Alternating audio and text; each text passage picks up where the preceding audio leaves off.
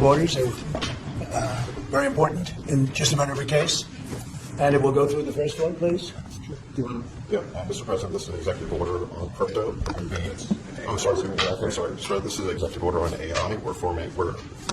We're basically announcing the administration's policy to make America the world capital in artificial intelligence and to dominate and to lead the world in AI. Do you want to say your name, your full name? David Sachs, AI Crypto Czar. David is one of the greatest in the world in AI. Most respected, probably there is.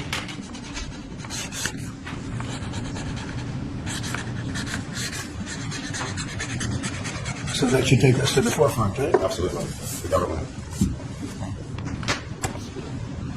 Okay. Thank you. And this, David, is?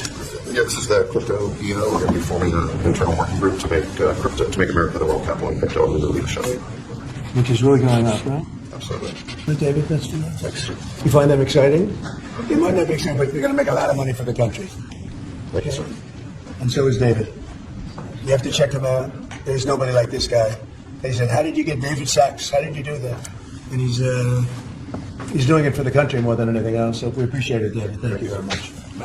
This is an executive order establishing a presidential commission, an advisory commission on science and technology. You want to explain that a little bit?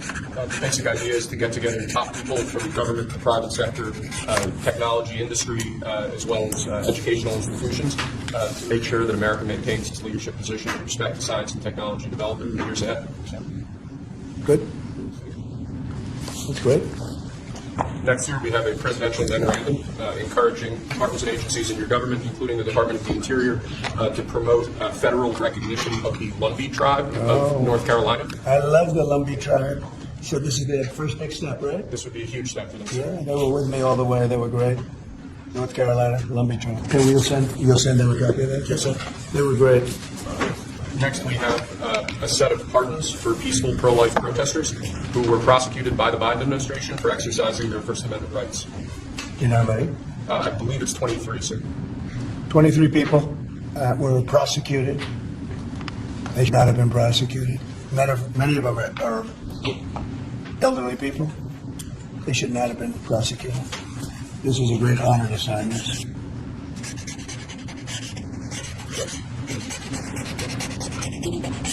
They'll be very happy. So they're all in prison now. Some are out of custody. It's ridiculous. Okay? Lastly, sir, we have an executive order ordering the declassification of files relating to the assassinations of President John F. Kennedy, Senator Robert F. Kennedy, and Reverend Dr. Martin Luther King Jr. That's a big one, huh? A lot of people have waited for this for years, for decades. And everything will be revealed. Okay? Give that to RFK Jr. Yes, sir. Okay? Okay, thank you. Mr. President, a U.S. judge temporarily blocks the birthright citizenship order. Do you have any reaction? No, obviously we'll appeal it. They put it before a certain judge in Seattle, I guess, right? And there's no surprises with that judge. Mr. President, Senators Collins and Murkowski have now said they will vote against Pete Hegseth. Are you worried about his confirmation? Your reaction? And no surprises there. It's too bad. It's just the way it is. Too bad. And when would you adjourn Congress to make recess appointments, Mr. President? Well, I'd take a look at that. I'd listen to John Thune. He's doing a fantastic job. We're moving along. The Democrats are trying to delay government, as they always do. They can't help themselves. Even John Ratcliffe was very, very strong, very popular, and liked by the Democrats. I guess he gets a lot of Democrat votes. That's taken a long time, and it shouldn't be taking a long time. They're maxing everything out so they can delay everything as much as possible. Does Senator Thune support an effort to use recess appointments if you choose to do I'd be that? willing to use recess appointments. It's up to John. We'll see. John Thune's a great guy, great senator, and knows this stuff inside out and backwards. But I would use recess appointments if he wants to do that. Absolutely. The Democrats are just delaying. They always delay. Mr. President, you spoke with the Saudi Crown Prince yesterday. Who?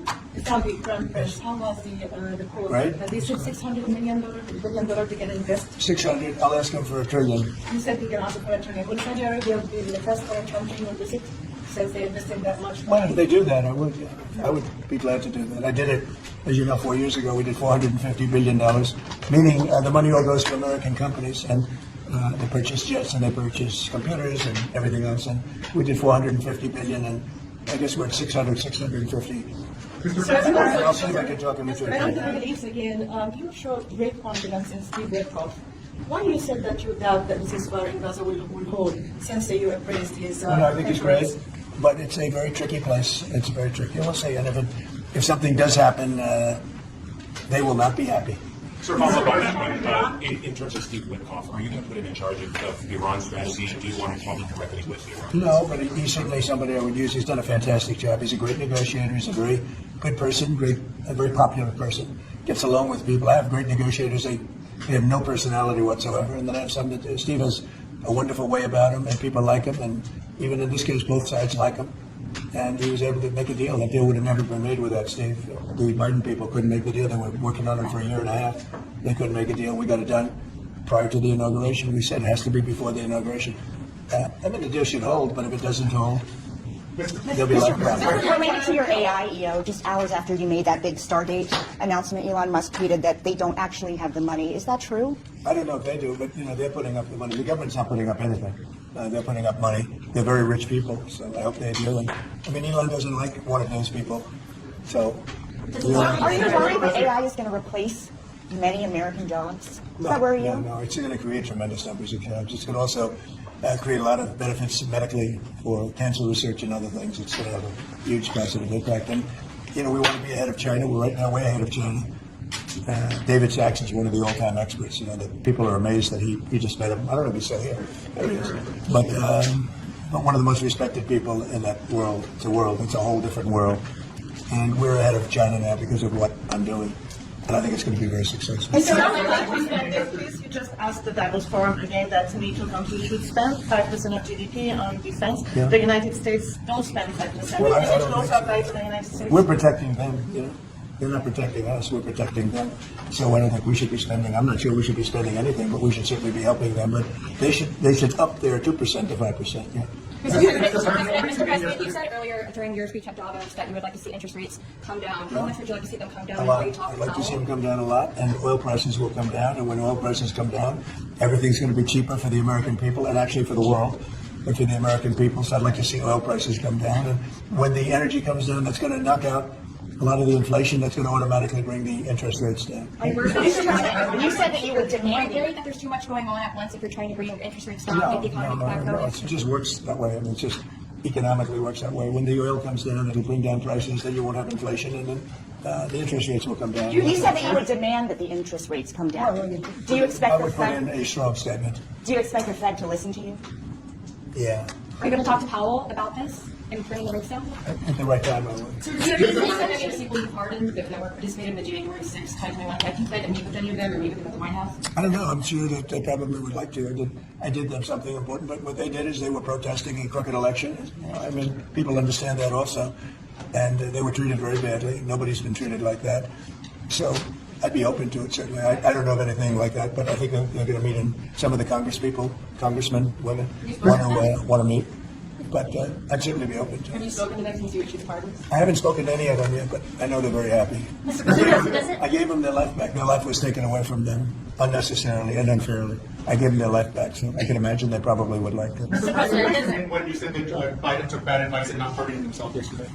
Well, he did. I think he did because he pardoned all these people that are crooked as hell. Look, the congressmen are crooked. What they did is they destroyed evidence. When you destroy evidence, especially criminally like that, they did it criminally. And the reason they destroyed the evidence is because it proved that I was right. They didn't destroy evidence for no reason. They destroyed it because they found many documents saying that I offered 10,000 soldiers. If they had 500 soldiers or National Guard, there would have been no problem. If they had 200, that would have been. I offered 10,000 if they needed them. There would have been no problem. That's been now totally disproven. And it's also been disproven by Nancy Pelosi's daughter, who has her on tape saying it was her fault, that she has full responsibility for this. And they have all this stuff. They destroyed everything. And they go through a year and a half, 2 years of nonsense. They come up with tremendous evidence, and they destroyed evidence.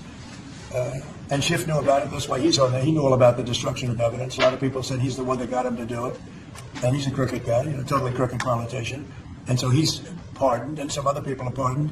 And these are crooked politicians, every one of them. Benny Johnson, what he did is incredible. I mean, he was the leader of the committee, and he did it. Cheney, crying Adam Kinzinger, all of them. They destroyed evidence and deleted everything. There's nothing. There's no evidence now. They're crooked politicians, and they should be punished. You know, that's even in a civil trial, you go to jail for a thing like that. They destroyed every document, from what I understand, every document, because it proved that I was totally innocent. Do you plan to send up to 10,000 troops to the southern border, sir? Yeah. Oh, southern border? Yes, When the you say border. southern border, when I said 10,000 troops, I was referring to the capital. Oh, I see. And when do you plan to do that? 10,000 troops to the capital before January 6th. And as for the 1,500 at the southern border, sorry to clarify, what exactly do you want them to be doing right now? Making sure that the border is safe and secure and that criminals don't come into our country. Mr. President, you think that sanctions on Russia will force President Putin to negotiate? I don't know, but I think you should make a deal. Mr. President, does it bother you that Elon Musk criticized a deal that you made publicly, that he said that he tweeted that? No, it doesn't. He hates one of the people in the deal. Have you spoken to him since then? No, I've spoken to Elon, but I've spoken to all of them, actually. No, the people in the deal are very, very smart people. But Elon, one of the people he happens to hate, but I have certain hatreds of people too. Sir, on China, what do you think Xi Jinping can do on the Ukraine-Russia war? Which one? The Ukraine-Russia war. What can Xi Jinping do about that? China? Yeah. They have a lot of power over Russia. They supply energy to Russia. And Russia supplies energy to them. They supply other things to, it's really a very big trade. It's a very big trading partner. But Russia supplies a lot of energy to China. China pays them a lot of money for that. And I think they have a lot of power over Russia. So I think Russia should want to make a deal. Maybe they want to make a deal. I think from what I hear, Putin would like to see me, and we'll meet as soon as we can. I'd meet immediately. Every day we don't meet, soldiers are being killed on a battlefield. And that battlefield is like no battlefield since World War II. You said that Ukraine wants And to... I have pictures that you don't want to see. Soldiers are being killed on a daily basis at numbers that we haven't seen in decades. It would be nice to end that war. It's a ridiculous war. You said that Ukraine's ready to make a deal. Did President Zelensky tell you that personally? Yeah, he's ready to negotiate a deal. He'd like to stop. He's somebody that lost a lot of soldiers. And so did Russia lost a lot. I mean, Russia lost more soldiers. They lost 800,000 soldiers. Would you say that's a lot? I'd say it's a lot. You said that you wanted to make Dr. King's dream a reality. What's your response to his children and civil rights leaders who say that your DEI orders are a contradiction of his dream and could further drive racial Well, I disparities? agree with it. Mr. President, you put the Houthis back on the terrorists. How do you see the war in Yemen in? Well, we'll see what happens, but they can't shoot down our ships, the Houthis. Yes. And you can't shoot down our ships, or any ships, and that's what they've been doing. So they run the terrorists. That's not good for them. So why did you revoke security protections for former Secretary of State Mike Pompeo and Brian Hook? Well, the same reason that when you have protection, you can't have it for the rest of your life. Do you want to have a large detail of people guarding people for the rest of their lives? I mean, there's risks to everything. So would you support striking Iran's nuclear facilities? Say it. Would you support Israel, for example, striking Iran's nuclear facilities? Well, I'm not going to answer that. Obviously, I'm not going to answer that question. We'll have to see. I'm going to be meeting with various people over the next couple of days. We'll see. But hopefully that can be worked out without having to worry about it. It would be nice. It would really be nice if that could be worked out without having to go that further. So. And who are you going to meet with? Well, I'd rather not say that, but very high-level people. But hopefully that can be worked out. Look, Iran hopefully will make a deal. And if they don't make a deal, I guess that's okay, too. And Mr. President, just to follow up, you said you think the Fed should listen to you. Can you elaborate on why you think it should? With regard to interest rates? Correct, yes. Because I think I know interest rates much better than they do. And I think I know it certainly much better than the one who's primarily in charge of making that decision. But no, I'm guided by them very much. But if I disagree, I will let it be known. So your tariff plans for China and Mexico are much tougher. The ones for Canada and Mexico are much tougher than the one for China. Why is it softer for China? Well, China's already paying a lot of tariffs because of me. And when you add them up, they'd say, they're paying a lot. They're paying hundreds of billions of dollars. They never paid 10 cents until I came along. When I came along, they've paid hundreds of billions of dollars. Never paid anything. And so they've already started at a higher base. Is February 1st the date for Chinese tariffs as well, sir? February 1, or was that just Mexico and Canada? It's Mexico and Canada, but we're talking about China too. China's sending us tremendous amounts of bad drugs, fentanyl, really bad stuff. Most of it comes through Mexico. And we're losing, I think, 300,000 lives a year because of that. People say 150, 100, 120. I think 300,000 lives ago. Those are old numbers. The lower numbers are low number, and we can't have that. They've got to stop sending it. I had a deal with President Xi, but it was a deal that wasn't followed up by Biden, of course, where they were going to issue the death penalty to people that make fentanyl, and that would have stopped it. But we'll have to stop it with tariffs. Okay, thank you very much, everybody.